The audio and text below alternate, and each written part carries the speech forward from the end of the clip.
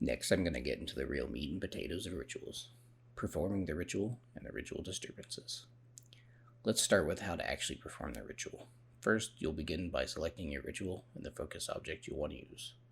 I'm going to be using Powerful Essence Ritual for this example, and I'll be setting up my alteration runes for optimal XP. After you have set the focus object and gotten all the glyphs needed, you'll then need to click the ritual platform where you'll begin the ritual. You will notice a bar at the top of the screen that slowly ticks down as you perform the ritual. When that bar hits 0, the ritual will be complete. Items created will be sent into the ritual storage, and you'll be awarded with XP. I'm going to be covering the ritual disturbances and how to deal with them. Note that Jagex is still actively working with Necromancy, so some of these may change after future updates. I'm going to include a chart that states what ticks ritual disturbances can appear on. Note that this is not entirely accurate, as with alteration glyphs it is possible to spawn additional disturbances. We'll cover this real quick. So, Lesser Necroplasm and Lesser Communion has a ritual of 33 ticks, which takes approximately 39.6 seconds. And you can spawn disturbances on ticks 20 and 8. Lesser Essence and Lesser in Soul has a ritual tick duration of 39, which takes about 46.8 seconds. You can spawn disturbances on ticks 26, 14, and 2. Greater Necroplasm and Greater Communion has a ritual duration of 58 ticks, which takes about 69.6 seconds. And you can spawn disturbances on ticks 46, 34, 22, and 10. Greater Essence and Greater in Soul has a ritual duration of 70 ticks, which takes about 84 seconds. And you can spawn disturbances on 58, 46, 34, 22, and 10. And then all powerful rituals have a ritual duration of 84 ticks, or about 100.8 seconds. You can spawn disturbances on ticks 71, 59, 47, 35, 23, and 11. I will say that with the optimal setup, using a Speed 2 glyph with Powerful Essence Ritual, you can spawn a disturbance right on the last tick. So when you're doing that setup, you actually want to step off the platform, as you'll see me do in the example following.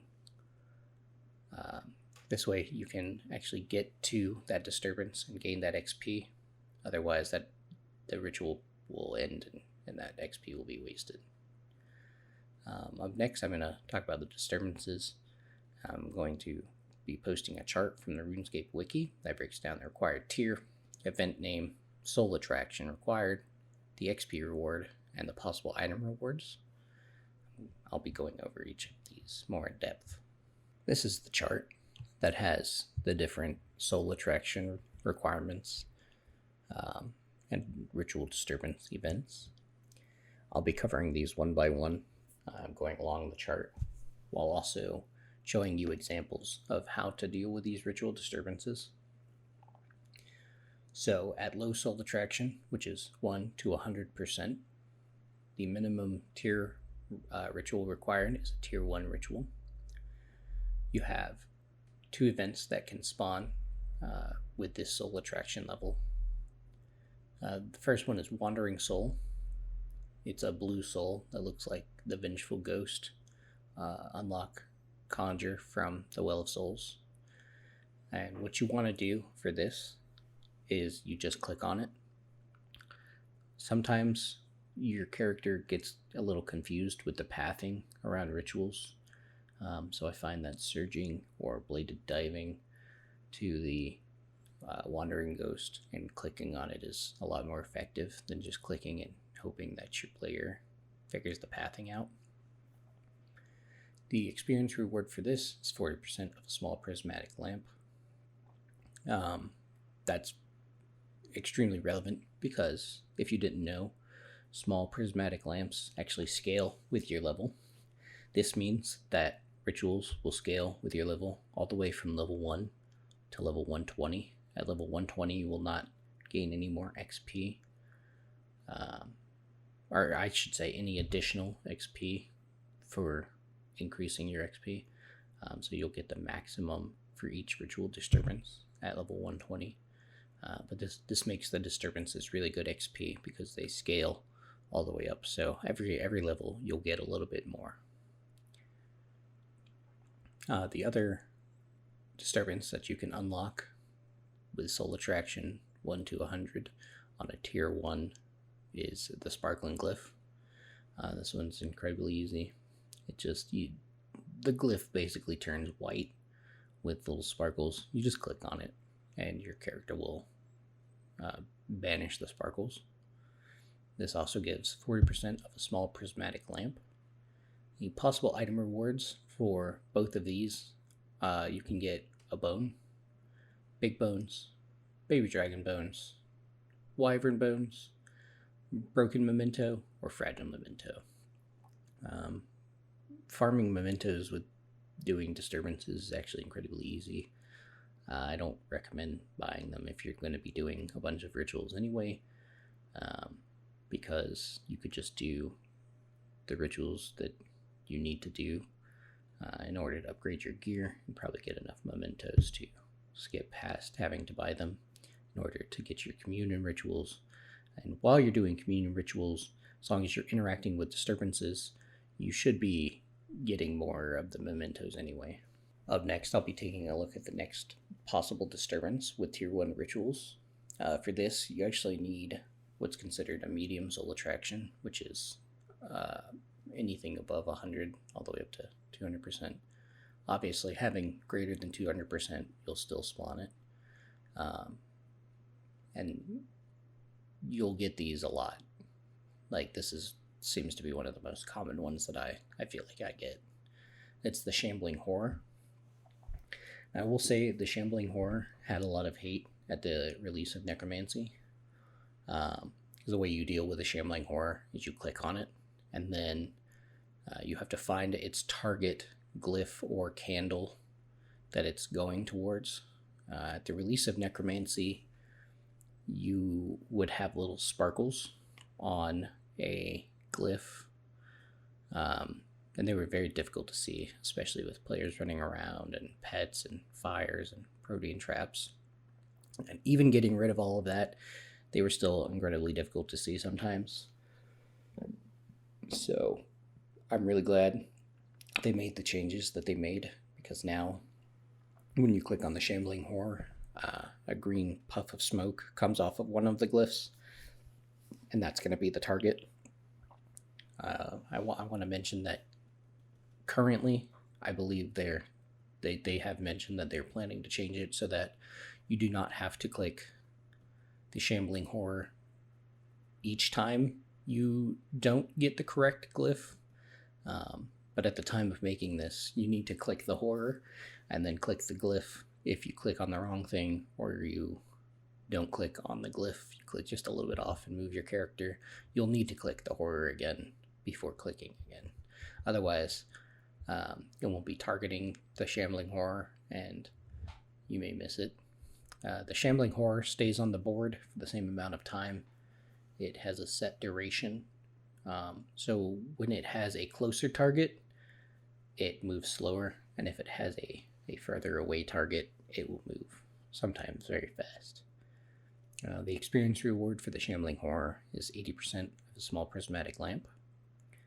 Possible item rewards is 20 lesser necroplasm, 20 greater necroplasm, 1 broken memento, a fragile memento, or a spirit memento. The next disturbance that I want to talk about is the corrupted glyphs. These come up from a high level of soul attraction, above 201% at tier 2 rituals. When these spawn, there will be 3 glyphs that you have to click them in order. There are vertical ticks that you'll look for, and you click those 1, 2, and then 3 in the correct order. If you click them wrong, it'll tell you that wasn't the correct glyph. These are pretty easy. They just need to be interacted with somewhat quickly. The rewards for this is 120% of a small prismatic lamp. Possible rewards are a spirit memento, a robust memento, a powerful memento, 30 lesser necroplasm, or 30 greater necroplasm. The next disturbance is available above 300% soul attraction with at least a tier 2 ritual or above. It's the Soul Storm. The Soul Storm will begin as just a light blue cloud over one of the glyphs. I know that they announced changes where you won't have to stand for the entire duration of the Soul Storm. You'll just get all the XP at once. But for now, I believe it's 9 seconds you want to click each time the Soul Storm changes. So first, you'll click on the light blue cloud, and then the cloud will get a slightly darker hue above it, and then it'll get a very dark hue above it. And you want to click each of those 3 times. You can spam click it if you're concerned or if you have a bad connection, but you don't really have to. Just make sure you click. You have pretty ample time to click in between each one as long as you get to the Soul Storm. I will say that these ones seem to spawn a lot on glyphs that my character has a hard time pathing to, so I will very often just bladed dive straight to these, which makes it a lot easier. If you're having trouble, I recommend diving or bladed diving, whichever, over there. The reward for this is 160% of a small prismatic lamp. It's a split across 3 experience drops. Once again, I believe they plan to change that. I'm not sure exactly how they're going to do it, if you'll just get all 3 drops and then banish the storm, or how they're going to do that exactly, but we'll see in the future updates. Possible rewards for this are robust mementos or powerful mementos. Powerful mementos are really good if you're trying to fill up your Will of Souls, so try to get to these clouds and hopefully you get a bunch of powerful mementos. The final disturbance is only available at tier 3 rituals, and you have to have greater than 500% soul attraction. I believe that they stated that having the higher your soul attraction, the higher your chance of actually spawning one of these, and you lower the chance of getting a lower tiered one. It's called the Defile. It looks like a big pool of green slime on your board. You're going to want to get to these very quickly. This one I think has the highest rate of failure just because it does seem to be a little glitchy sometimes. So the way that you deal with the Defile is you'll see purple smoke, and often the purple smoke is a little glitchy right now. Like sometimes it just has a different look to it. It doesn't load properly all the time. When you see the purple smoke, you want to click. One thing that you can do to be safe is every time the bar goes up, you click. This could take a little longer. You want to be really careful about spam clicking this, because if you spam click this, you will not finish it and you'll lose your Defile, and it's a big XP drop, and it has a really good reward chance, which is it's a rare chance, so you want to get as many of these as you can. Currently, I seem to be having problems where I will click when it turns purple. So what I do is I usually double click when I see the purple smoke, and I find that does help a lot. You just click twice real rapidly and then wait for the bar to keep going up. If this one gives you a lot of trouble, don't get too discouraged. You'll get it. They're incredibly frustrating sometimes, and I do find that I have a lot of trouble when I was trying to do these on mobile. It seems like on mobile, the pathing for these is just absolutely terrible. My character doesn't know what way to go. I can bladed dive to the Defile, and my character is still very confused. So just try to get to these quick. Try to click when you see the purple smoke. Make sure you double click. That way you don't miss out on the reward from these, because it's a big it's a big drop, and it feels really good when you get one. It's very exciting, but it can be very frustrating. And on PC, I will say the pathing is not super great either. So I would recommend diving to this no matter what, whether you're on PC or mobile. Just dive to it. That way you have the optimal amount of time, because you don't have any indication as to how long this is going to be on the board.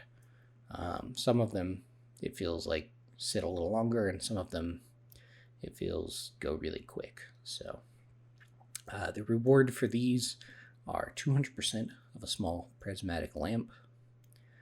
You also have a possible reward of 30 necroplasm, or 30 ectoplasm, 25 powerful necroplasm, 1 greater flaming skull, 2 greater ghostly inks, 1 powerful ghostly ink, 2 robust mementos, or 2 powerful mementos. You have a very low chance of getting a Necromancer's Tome of Experience. What I have noticed is that with higher levels, this seems to go up. And the Necromancer's Tome of Experience works very similarly to the completed tome from Archaeology. So you get a big drop of XP. I think at 107, I'm sitting around like 60k per tome. I've gotten about 4 since I've been doing, so from level 95 to 107, I've only gotten 4. So they are incredibly rare. Don't get too discouraged if you don't get one. Just keep trying, get those defiles, and that should help with that. And that's going to be it for our section on disturbances. So that helped you guys a lot. I also know that this section was a lot more free talking rather than kind of very clear cut going through script. So if you enjoyed that, please actually let me know. Let me know if you enjoy the more like very clear, concise scripted talk, or if you enjoy where I just chat with you guys more, because I'm truly curious.